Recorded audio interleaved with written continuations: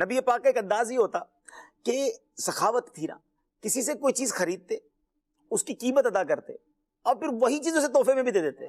یہ کتنی خوشی کسی کو ہوتی ہوگی. حضرت جابر رضی اللہ عنہ کہتے ہیں کہ آپ علیہ السلام نے ایک بار ایک اونٹ خریدا، پھر وہی اونٹ ان کو بطور عطیہ دے دیا کہ یہ تم رکھ لو. ایک بار امیر المومنین سیدنا عمر فاروق رضی اللہ تعالیٰ سے ایک اونٹ کا بچہ خریدا اور سیدنا عبداللہ ابن عمر یعنی آپ کے بیٹے کو وہ تحفے میں دے دیا. اللہ اکبر. اس قدر پیارے آقا کی سخاوت. اور پھر میرے میٹھے اسلامی بھائیوں، پیارے آقا علیہ الصلوۃ والسلام نے غزوہ حنین والے دن اس قدر کثرت سے آپ نے سخاوت فرمائی جس کا اندازہ نہیں لگایا جا سکتا.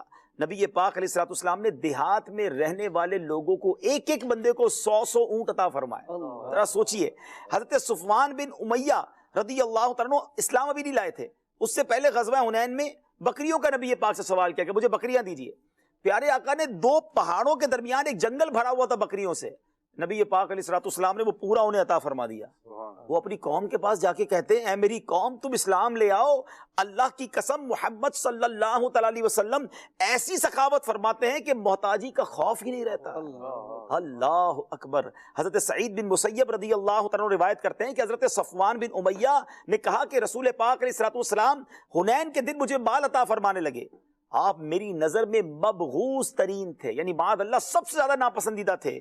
آپ نے اتنا مال عطا فرمایا کہ اب آپ میری نظر میں سب سے زیادہ محبوب ترین ہو گئے. ایک بات یاد رکھیے گا، سخاوت جو ہے نا لوگوں کے دلوں میں داخل کر دیتی ہے. سخی لوگوں کا محبوب ہوتا ہے. بڑی پیاری بات ایک بزرگ سے پوچھی گئی کہ حضور شجاعت ضروری ہے، کمال کی ہے یا سخاوت، بہادری یا سخاوت؟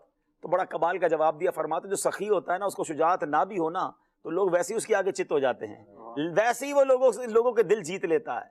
تو سخاوت یہ بہت پسندیدہ عمل ہے اور نبی پاک کی ایک کمال کی عادت ہے. نبی پاک علیہ الصلوۃ والسلام کے بارے میں علماء فرماتے ہیں کہ حنین والے دن کی ایک دن کی سخاوت بادشاہوں کی عمر بھر کی سخاوت اور بخشش سے زائد تھی. بکریاں جو ہے وہ جنگل بھرے ہوئے تھے، نبی پاک عطا فرما رہے تھے اور مانگنے والے ہجوم کرتے چلے آتے تھے. پیارے آقا علیہ السلام پیچھے ہٹتے جا رہے تھے، یہاں تک کہ جب اموال تقسیم کرتے ہوئے ایک اعرابی نے، یعنی عرب کا رہنے والا ایک دیہاتی تھا، اس نے نبی پاک کی چادر مبارک کو کھینچا.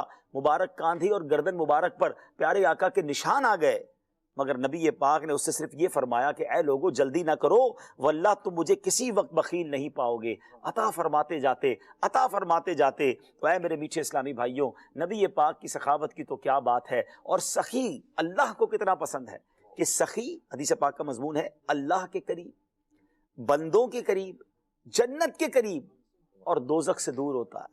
اور جو بخیل ہوتا ہے نا، کنجوس، فرمایا وہ اللہ سے دور، جنت سے دور، بندوں سے دور، دوزخ کے قریب ہوتا ہے.